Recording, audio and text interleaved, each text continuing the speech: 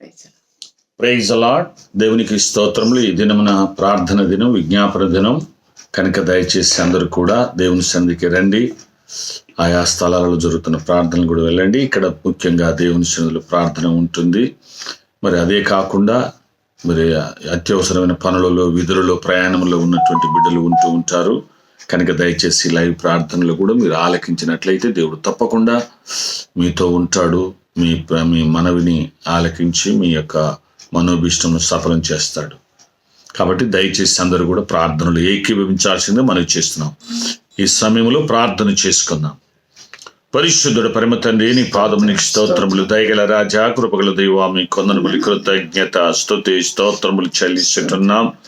ఇదిగో మా ప్రభా, గడచిన విజ్ఞాపన దినం నుండి ఈ విజ్ఞాపన దినం వరకు నీ కృపలు భద్రపరిచి మీరు కాచుకపోన్నారు.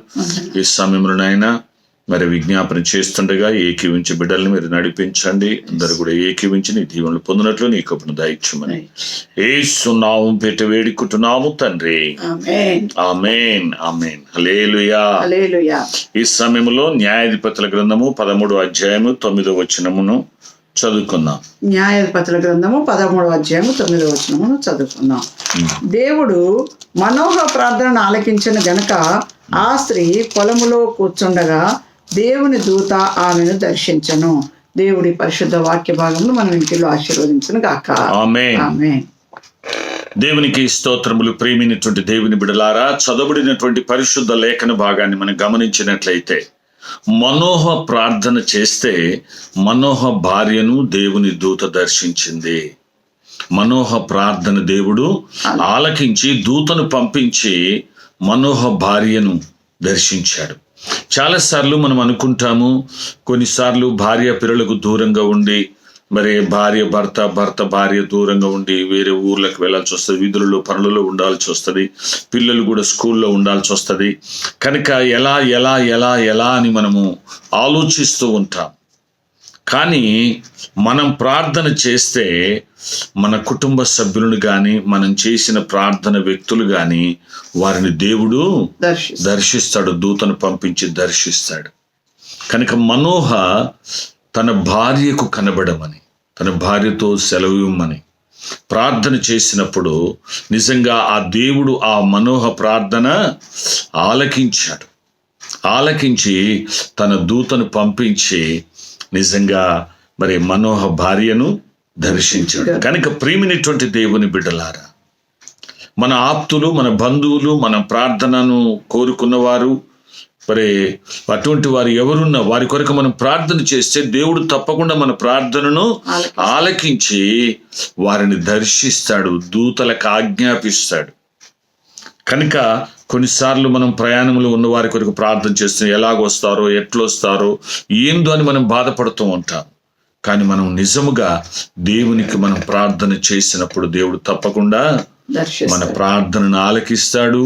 మనం ప్రార్థన ఎవరి కొరకైతే చేస్తున్నామో వారిని దేవుడు తన దూతలను పంపించి వారిని దర్శిస్తాడు, వారికి కాపుదలను ఇస్తాడు, వారితో మాట్లాడతాడు, హెచ్చరిస్తాడు ఎలా ఉండాలని. ప్రియమైనటువంటి దేవుని బిడ్డలారా, నిజంగా మనోహ మనకు ఆ 8వ వచనములో చూస్తే మనోహ భార్యను దేవుడు దర్శించి, నా ప్రభువా, నీవు పంపిన దైవజనుడు మరలా మా యొద్దకు వచ్చి పుట్టబో ఆ బిడ్డను మేము ఏమేమి చేయవలనో దానిని మాకు నేర్పినట్లు దయచేయమని యెహోవాను వేడుకొనగా.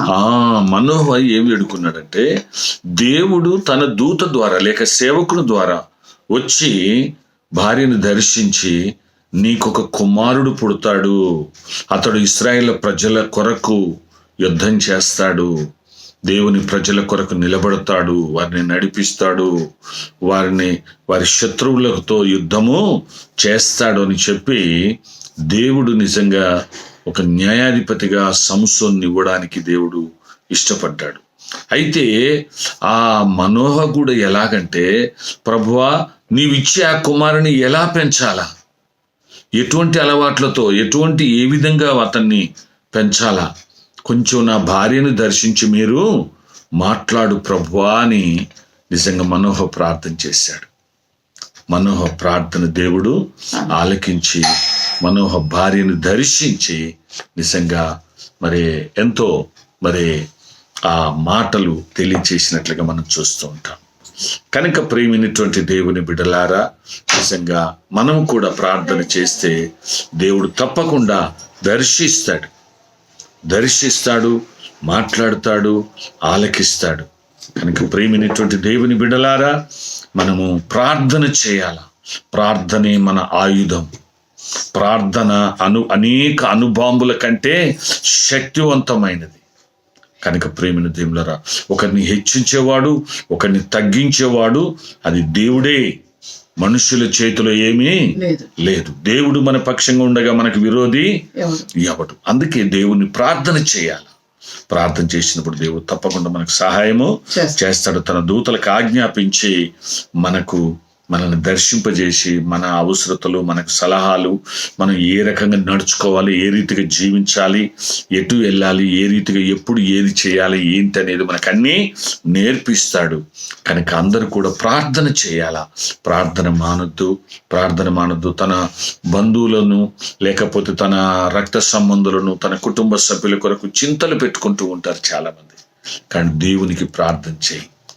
సాతానుడు చింత పెట్టి నీ సమయాన్ని, నీ ధనాన్ని దోచుకుంటాడు.